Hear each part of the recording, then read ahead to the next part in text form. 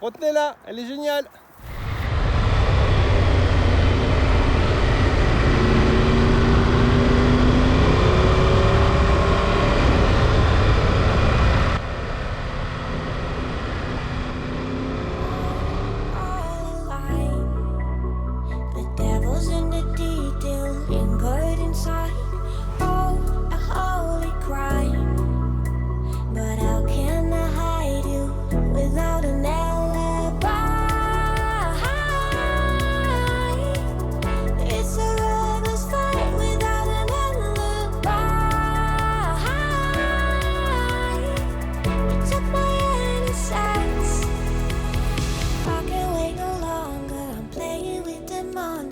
Everything that brought me alive.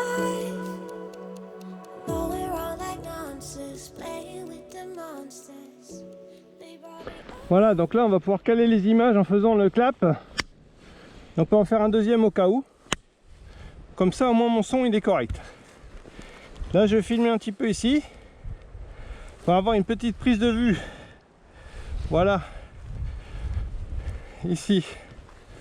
Qui est assez sympa en contre-plongée. Et puis donc bonjour à tous. Et putain super, le truc il est tombé là-bas. Je vais mettre mon sac à dos pour tenir parce que je crois que sinon on n'est pas... Là je suis pas mal. Là je suis pas mal. J'espère qu'avec le vent ça va pas trop tomber. Là je suis pas mal. Et là je suis bien. Donc bonjour à tous. Donc là bienvenue sur le nouvel essai de la Tiger 1200. Tiger 1200 GT Pro. Il existe aussi la Tiger 1200 Rally Pro. Pour moi c'est un essai vraiment particulier parce que ça fait presque un an maintenant que je roule avec une Tiger 900 Rally. Donc j'ai un bon recul maintenant parce que j'ai fait bien sûr de la route, voire même plus que de chemin, de bourbier, limite trial. J'ai pu participer à la MMM. Je vous mettrai les références en bas de ce que je veux dire par MMM, organisée par Cocorico Rando au mois de mars. Une superbe organisation au passage, je la conseille. J'étais très curieux de pouvoir essayer la 1200, à la fois sur son comportement routier, à la fois dans les chemins. Alors là, je ne suis pas en version rallye et je ne vais pas aller m'aventurer sur un modèle d'essai dans des chemins trop compliqués. Sachant que là, j'ai pas de crash bar. Même si j'ai un sabot moteur, il y a un sabot moteur ici, déjà d'origine alu, mais il n'y a pas de barre de protection. Mais raison de plus sur un modèle et une moto qui n'est pas à moi, c'est pas, j'ai pas l'intention d'aller la rayer. Donc l'idée, je voulais voir très rapidement si mon comportement, alors tiens, je vais monter dessus en espérant que la béquille ne s'enfonce pas, parce que la particularité, je vous ai pas dit, nous sommes dans le secteur de la Sarthe. Donc dans une région assez, alors beaucoup de pins, une région assez sablonneuse, et pour en rien ça s'enfonce ici. Alors je voulais dire, si je monte dessus, mince, je me suis senti tout de suite à l'aise, exactement comme sur ma 900. Donc quand on s'assoit, on a tout de suite pied, parce que là j'ai les pieds très fléchis, hein. Elle est vraiment rassurante, parce que du coup, on est assis, tout tombe bien. J'ai le guidon, on sent qu'il est un petit peu plus cintré, il est un petit peu plus, la hauteur de guidon vient plus sur nous. Et je l'ai senti à la conduite. L'angle du cadre doit être différent. Autre chose aussi, qui n'est pas forcément que dans le guidon ou la fourche ou l'angle, doit venir aussi des roues. Parce que je suis sur des roues forcément qui ne sont pas en 21 pouces, puisque c'est pas la Rally Pro, c'est une version GT, une version route. Donc forcément les diamètres sont un petit peu plus petits, les pneus plus larges. Quand je suis dessus, debout, j'ai regardé un peu là dans les chemins. On voit très très bien. Alors la bulle semble plus avancée que ma roue et le point de repère, il faut vraiment que j'aille devant si je veux voir où je la mets. Bon après, faut reconnaître que on conduit pas en off-road en regardant là, hein. Mais voilà, c'était histoire de voir un petit peu, moi quand je me plonge, quelles sont les différences. Donc elle semble un peu plus avancée. Donc la bulle, elle protège très bien. Elle est beaucoup plus large. J'ai pas senti une grosse différence quand même avec ma 900. Parce qu'en plus, là, il y avait du vent latéral, du vent de fond. J'ai senti qu'elle protégeait bien. Maintenant, C'est souvent la même chose sur les bulles. Quand on passe les 1,80, 1,85 de taille, bah souvent un petit 4-5 cm là peut être intéressant de rajouter pour vraiment éviter les turbulences. Alors j'ai pas été gêné, hein, mais j'ai senti que le vent venait appuyer quand même. Ensuite là on peut aussi, comme sur la Tiger 900, descendre et monter la hauteur de la bulle en roulant. Donc d'une main ça se fait vraiment très facilement, hein. Franchement là je fais avec 2 doigts. C'est plus facile à faire que sur la 900 parce que la 900 il faut pousser pour déboîter un peu, remonter et renclencher. Là en fait il y a des crans, c'est automatique. Voilà. Je retrouve devant une prise toujours 12 volts, norme européenne. Là on n'est pas sur les prises allume-cigare 12 volts qu'on connaît en France. C'est bien, mais alors ça veut dire mettre un adaptateur et c'est dommage, on a la place là dans ces plastiques. Dans ces plastiques, aller mettre peut-être des prises, même si on a un écran qui affiche tout, on aime bien avoir un double écran. Moi sur la mienne, j'ai ajouté ici un support et je sépare mon GPS pour avoir mon roadbook en permanence du reste de l'affichage de la moto. Ça veut dire que là, si je veux brancher un autre appareil ici, je suis obligé de venir chercher sur cette prise. Dommage d'aller remettre encore un adaptateur avec après une prise USB, alors qu'on aurait peut-être pu avoir de l'USB directement. Ça c'est quelque chose qui m'étonne un peu par rapport à au niveau de prestation qui est de très haut niveau sur cette moto.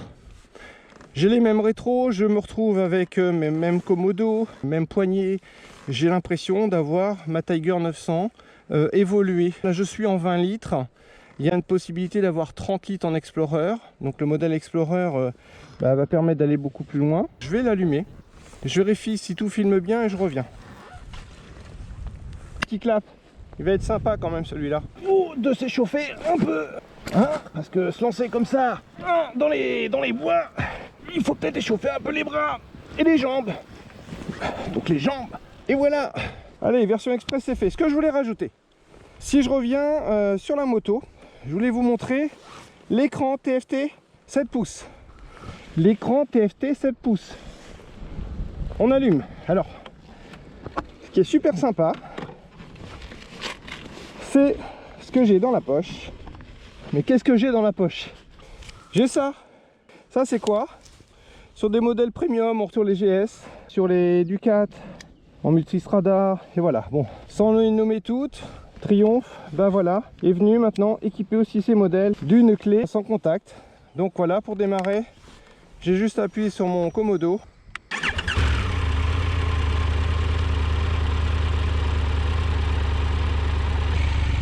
Le pot qui est beaucoup plus fin, hein. La Tiger 900 il fait ça, là il est très fin. Il a à peu près la même longueur, la même hauteur, beaucoup plus fin. Est-ce que ça a été étudié pour les valises, éventuellement, pour perdre peut-être moins de place de stockage? En tout cas, très sympa le pot. En parlant de pot, le son.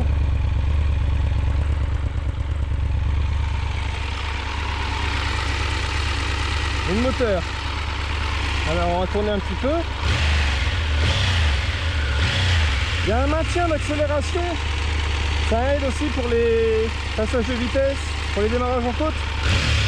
On sent bien. Si je vais doucement. Voilà. Alors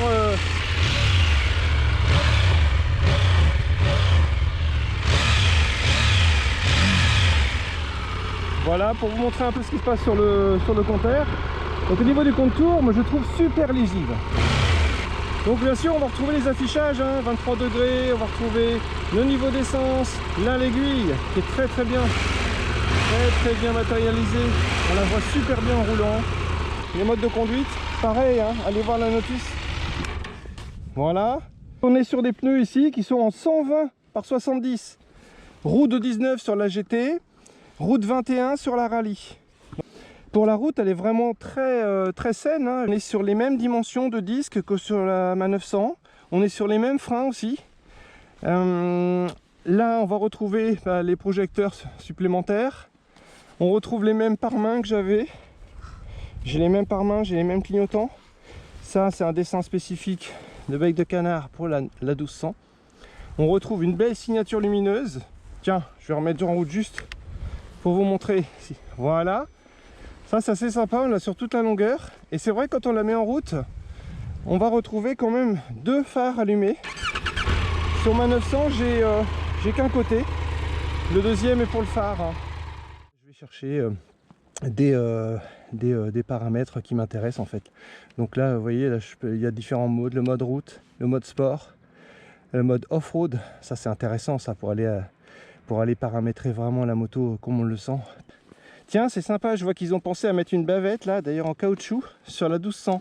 La 900, moi il a fallu que j'adapte moi-même une bavette chez un accessoiriste. Donc là on retrouve le cardan. Alors le cardan il est tout fin, il est renforcé des deux côtés.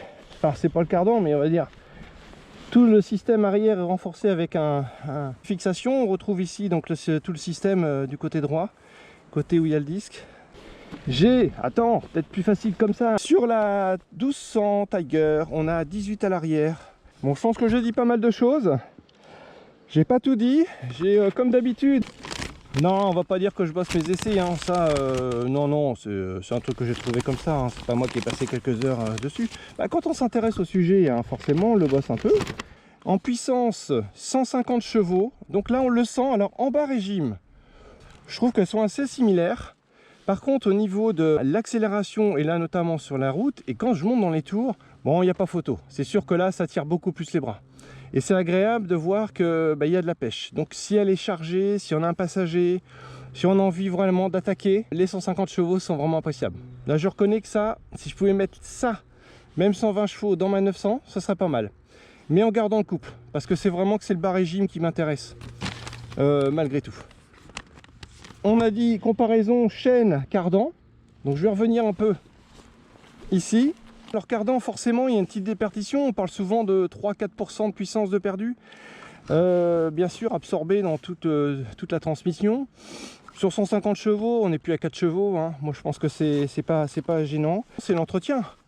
Quand je vois le off-road que je fais, je suis tout le temps en train de nettoyer ma chaîne, hein. Même s'il ne faut pas la sur-nettoyer, j'ai pas le choix, je vais pas laisser du sable, des cailloux, de la terre, enfin un tas de sursaleté dans mes joints toriques. Je fais une petite pause, là je laisse passer l'avion.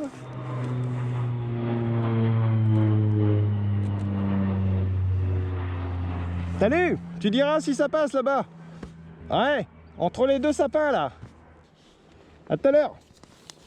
Au niveau du frein arrière, ici on a 282. Donc on a un disque ici qui est sur un diamètre beaucoup plus gros. On peut le comprendre, hein, entre la puissance de la moto, le poids aussi. 249 kg. Je les ai pas sentis sur la route. Je sens pas les 249 kg. Alors faut vraiment... Pourtant je connais bien ma 900. Hein, mais elle est pas du tout sur le même comportement que celle-ci.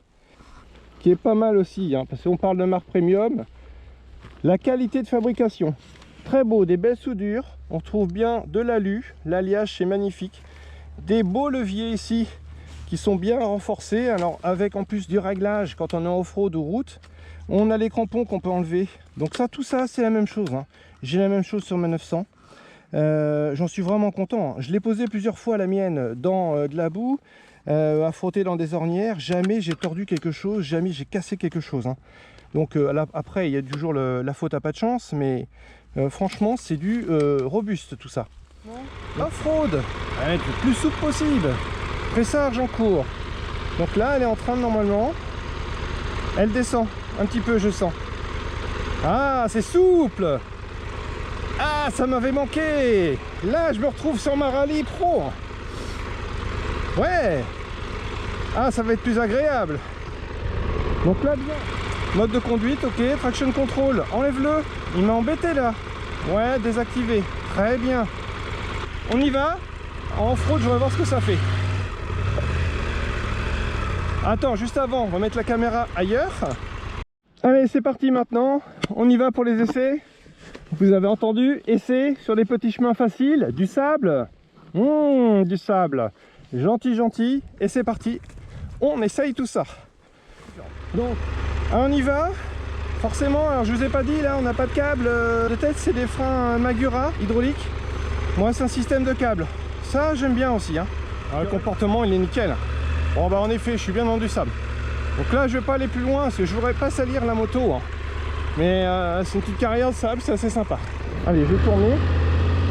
Je suis quand même à l'aise. C'est marrant parce que quand je fais mes tests, je suis souvent en train de faire des demi-tours. Alors ça me permet de voir si si je suis à l'aise ou si je glisse. Parce que je peux vous dire que je suis dans du sable. Hein. Là, ça c'est du mou, alors il n'y a rien de pire pour enfoncer les roues. Ah, je vais peut-être voir des chameaux aujourd'hui.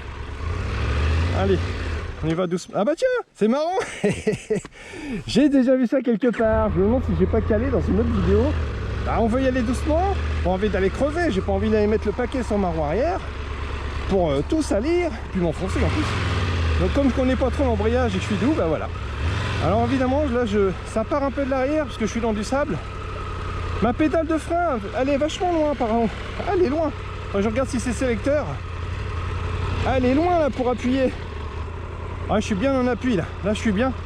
Là, je touche même pas là. Vous voyez, j'ai lâché. Voilà. Donc là, je suis en première. Ah, on sent qu'il y a un plus gros couple. Hein. Ah ouais, j'ai un bon couple là. Il est même haut, alors je suis obligé d'appuyer sur le frein, mais... Ah ouais. Bien là, 12 là. Ouais, je sens pas les 245 kg là. Le poids, je sens pas. Alors évidemment, si elle part de l'avant, il va falloir que je la retienne ou que je la pose par terre et j'ai pas envie de la poser. Mais là, ah ouais, elle est sympa.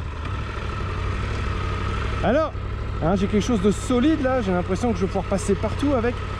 Évidemment, elle est plus lourde aussi. Alors, parce que la moto est lourde, dans la direction ça se sent. Il y a aussi peut-être parce que j'ai un plus gros pneu, hein. Un pneu de 120 à l'avant, c'est pas un pneu de 90. Hein. Mais elle reste très maniable. Là, quand je m'amuse, alors tiens, je peux pas faire demi-tour devant la caméra là-bas, il n'y a pas assez large. Mais si je tourne ici, elle est moins dans les ornières, je vais essayer de me mettre quasiment, voilà là. Allez, je suis là, je suis, ouais, ça y est, j'étais sur la butée quasiment. Je me mets pas trop à fond, je me laisse une petite marge. Mais elle tourne vraiment bien, hein, en rayon de braquage. Un petit tchousse là. Et puis ici, je vais repasser devant l'autre. Chouille. Chouille. Non, on va pas faire la chouille. Ah là, c'était histoire 2. Hein. Je l'ai pas patiné, je l'ai au ralenti. Ah bah je vais me refaire mon petit demi-tour là. J'aime bien la galère moi. Hein. Je vais pas plus loin. Alors attends. Oh ça va. Ça va hein. Et bah tiens, on va faire un truc sympa. Je vais mettre le point mort. Je vais descendre de la moto les gars. Je la recule. Est-ce qu'elle est lourde? Eh bah oui putain. Ah bah oui c'est mou là. Bon bah attends. Voilà. Bon je vais aller tourner là-bas. En effet là. Là je suis dans du mou là.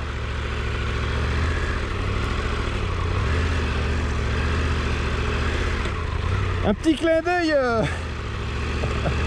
Attends. Enfin attention, ne raille pas. Je suis très doux. Hein. On est bien d'accord qu'on n'est pas là pour aller salir, abîmer la moto. Bon, sans avoir fait le Paris-Dakar, j'ai suffisamment de moto pour voir si je me mettais en difficulté ou pas. Bah là ça donne chaud. Je reconnais que ça donne chaud. Mais c'est ça le bonheur. Allez, on y va doucement. Et là on va accélérer devant la caméra. Ah bah, oh là là, le traction control il m'a coupé d'un coup. J'ai dit qu'est-ce que c'est que cette glisse. Bah je mets un petit coup de gaz pour voir. Tiens, c'est l'occasion de regarder. Je vais me mettre là. Comme ça. Voilà, voilà ABS gère bien. Je vais regarder si je me mets en mode off-road. Mode. Et là, sport, off-road. TCR, c'est enlevé. Je vais regarder quelque chose là. Musique, GoPro, SMS, vous voyez, il y a plein de choses. Interphone, donc on peut gérer plein de choses ici. C'est Triumph Connect. Je vais vous donner maintenant mon ressenti sur la route. Je suis toujours en mode off-road, je vais remettre le mode route. Quand je vais être en dehors des chemins. Là je suis à fond de butée, ça braque bien, je suis vraiment bien là. Bon, forcément quand je me déplace comme ça je sens pas le poids. Hein. Mais là, les joueurs, Ah, faut que je trouve un moyen de mieux bloquer la caméra, sinon vous allez avoir du mal à me voir. Je prépare ça sur la route là. Donc là ça saute.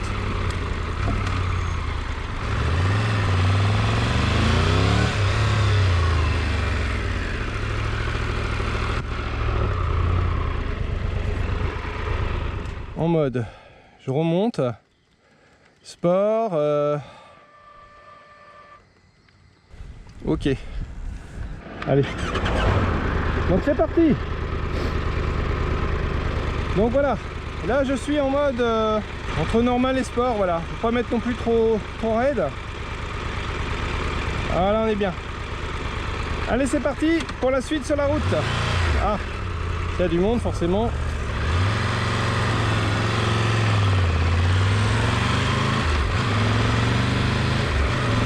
Donc on est pas mal là, hein. Forcément que je me mets debout. Alors, je sens quand même que... Bon, je vais pas regarder les modes d'affichage, mais je vois déjà bien. Là, je suis à 3500 tours.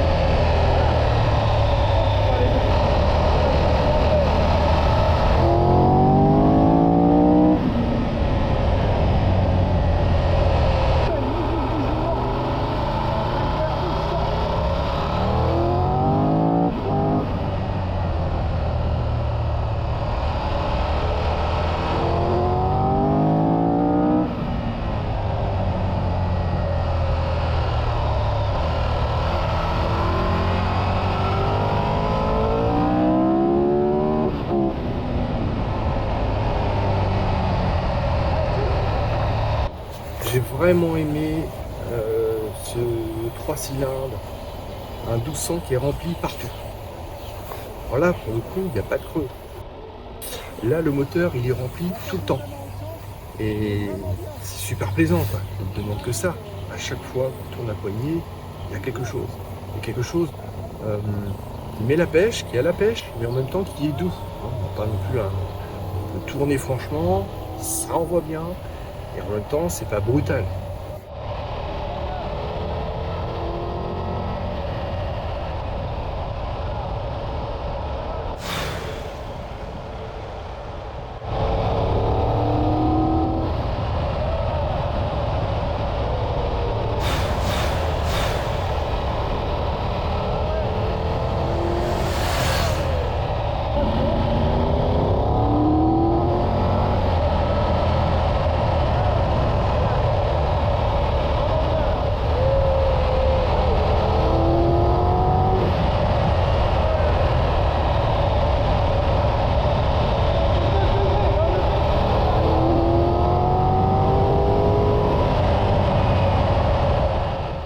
De la boîte là, super. Bah autant je me disais à bas régime, enfin première, deuxième, et peut-être dans les chemins off-road, peut-être que c'est pas gênant, que ça claque un peu, mais il y a un petit temps, voilà, c'est pas aussi direct qu'une chaîne, il y a un petit temps. Et je me disais, est-ce qu'à la longue, ça se trouve, de donner des à-coups comme ça, est-ce que ça abîme pas les dents, quoi, dans le cardan? On n'y est pas, hein, puisqu'on nous dit un cardan, ça fait 60, 80, 100 000, bon. C'est un cardan pour une off-road aussi, hein. Elle est faite pour les chemins.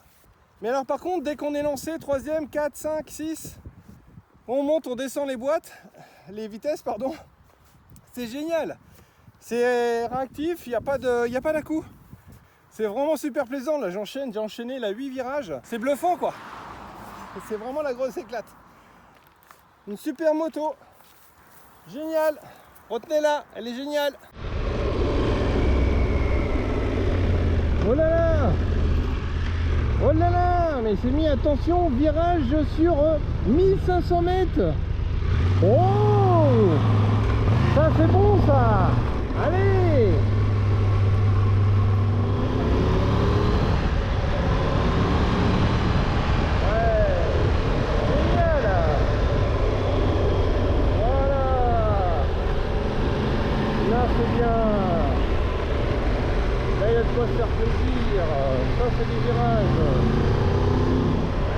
Je viens mettre le régulateur parce que je ne sais pas pourquoi, mais j'ai l'impression d'avoir les mains libres.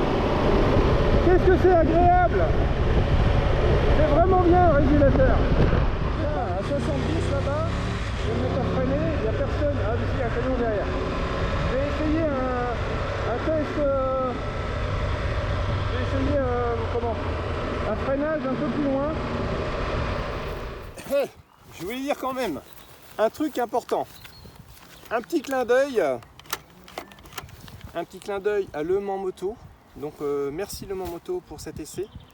J'ai profité de la révision de ma Tiger 900 pour laquelle je suis super content pour ces 10 000 km. Donc profiter de comparer la 1200 Tiger, une moto voilà, que j'aime vraiment bien. Une moto que je sens prête pour le off-road. Je pense qu'il y a de quoi s'amuser. On relève encore un peu le niveau par le poids, le niveau quand même d'effort qu'il faudrait pour la mener. On sent que c'est une grande barre ou deux, c'est une moto passe-partout. On est vraiment dans l'esprit GS aventure. J'aime bien ma 900 aussi. Le choix est difficile parce que ma 900 je la vois un peu plus off-road pour finir. Très à l'aise aussi sur la route. Donc c'est deux motos où c'est dur de... Voilà, mon cœur a du mal à balancer entre la 900 et la 1200. J'adore ce moteur, forcément il a beaucoup plus de pêche. Mais plus pour la route c'est vrai. Sur le off-road, moi le couple me suffit. J'ai pas besoin d'avoir 150 chevaux. Et en même temps, on fait pas que du off-road tous les jours. Donc là, encore à méditer. Mais franchement, faut essayer les deux. Là, on a le choix. Voilà, quand on a le choix, on sait plus. J'aurais pas le choix, je prendrai ce qu'il y a. Mais forcément, l'une ou l'autre, les deux sont super et elles me plaisent. Merci encore.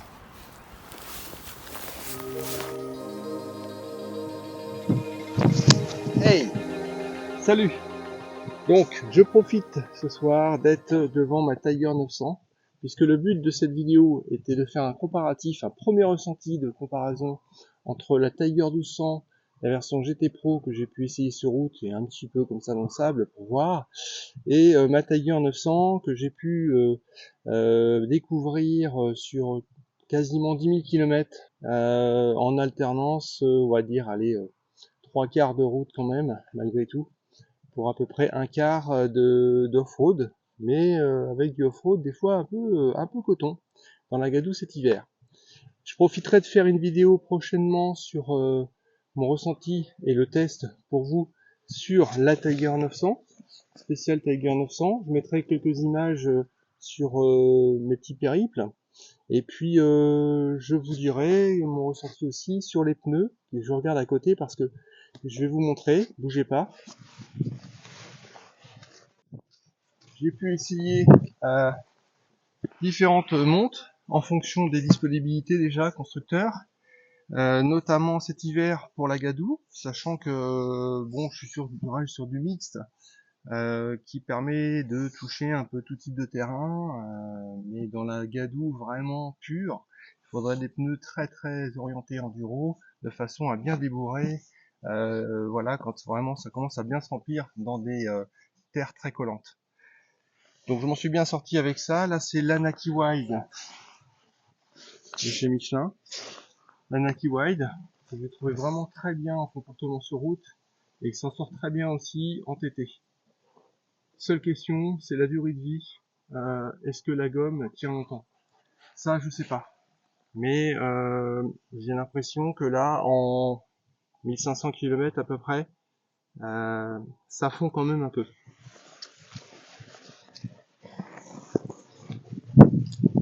J'ai aussi essayé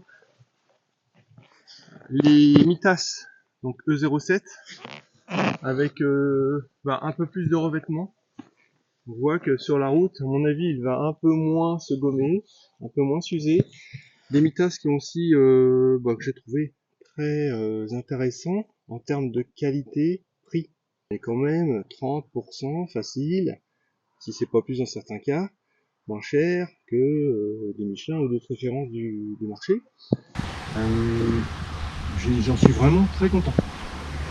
Très content. Mitas, voilà. Et enfin, à l'avant, c'est super de poser ça sur la selle. Hein. Heureusement que c'est propre. Hein. À l'avant, j'ai testé les TKC 80 de chez Continental. Les TKC 80, Ils sont, je les ai trouvés bien. Je les ai trouvés bien aussi. Accrocheurs, j'ai pas été embêté sur la route non plus. Ça glisse pas plus que ça. Évidemment, on adapte la conduite, hein. C'est pas des pneus pour rouler sur l'eau, voilà, au même rythme que des pneus pluie dédiés à ça. Mais pareil, TKC 80 à l'avant, et j'ai essayé aussi les Mitas, donc 0,7 à l'avant. Je les trouve tous très bien, hein. Donc moi j'en suis content. Bon comportement, pas trop bruyant non plus. Mais je vous reparlerai tout ça quand je ferai le test de Tiger. Je le sens. Ce que je voulais vous dire. Voilà. C'est quand même pas ça tout à dire pour des pneus. Et Triumph a vraiment fait fort. Et je dirais que je suis à 2 doigts de passer sur la 1200. Le seul truc qui me manque, c'est un essai off-road pour vraiment être sûr que le poids ne me gêne pas, le gabarit, le comportement, voilà, que je me sente aussi à l'aise que ma 900. Parce que ma 900, elle a quand même son poids, elle est assez physique malgré tout, hein.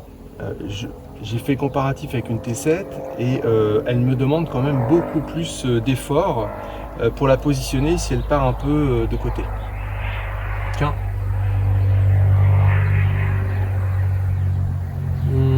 Peut-être une MT, je sais pas. Vous entendez, non? C'est passé.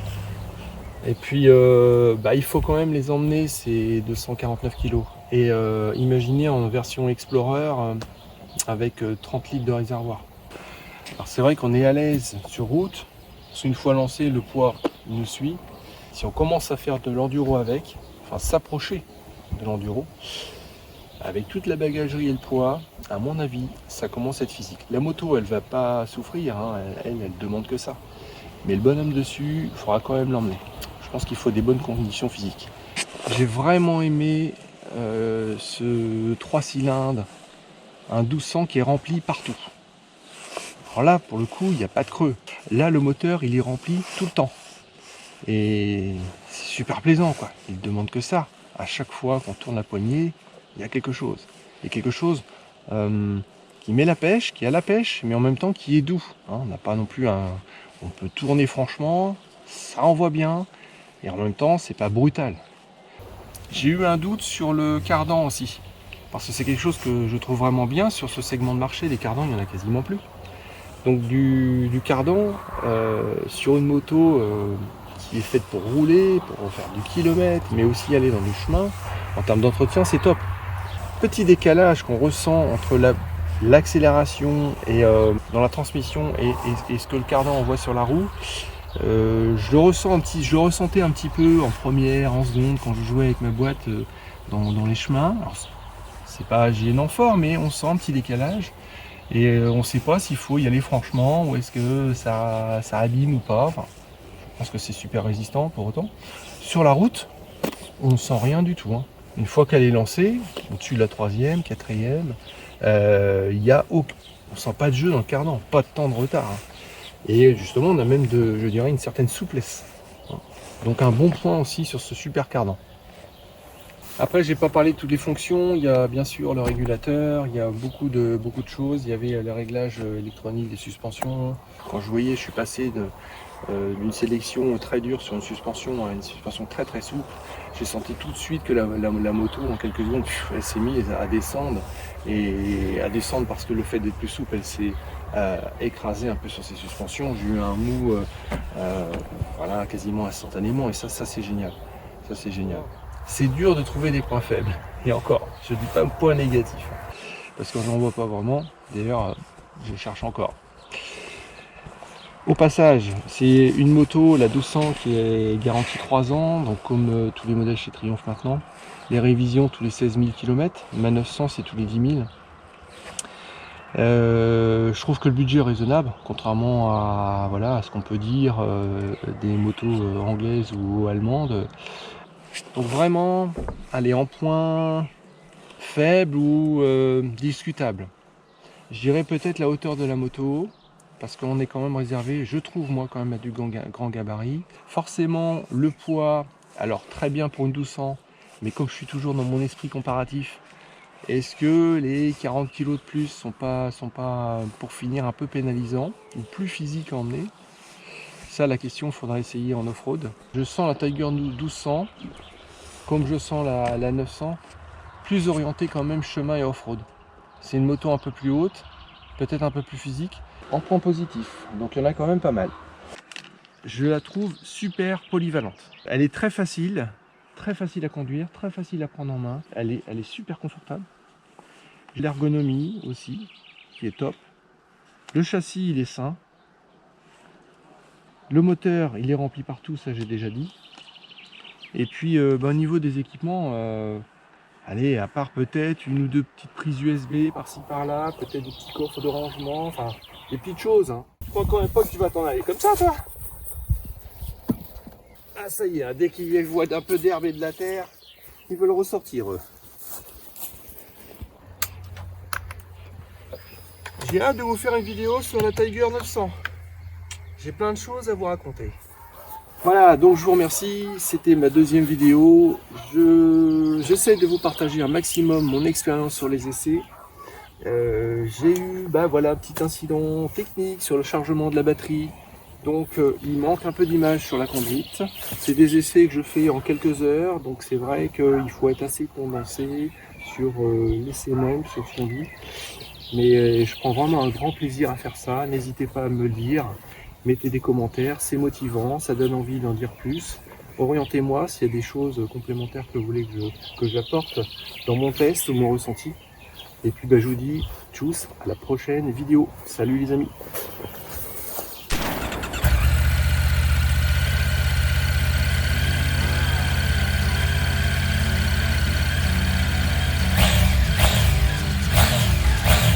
Sitting lonely in my room again, trying to find the words to say, but nothing comes out. I am looking for the better days, seem like they just stay away whenever I try. There's so many things that I keep in my mind. My friends keep me out and it hurts every time. With all the emotions I built up inside, oh why can't I? Will someone look for me if I disappear? No matter how much that I scream, nobody hears. But I see the light from far away, it's down the line. Maybe I should not give up without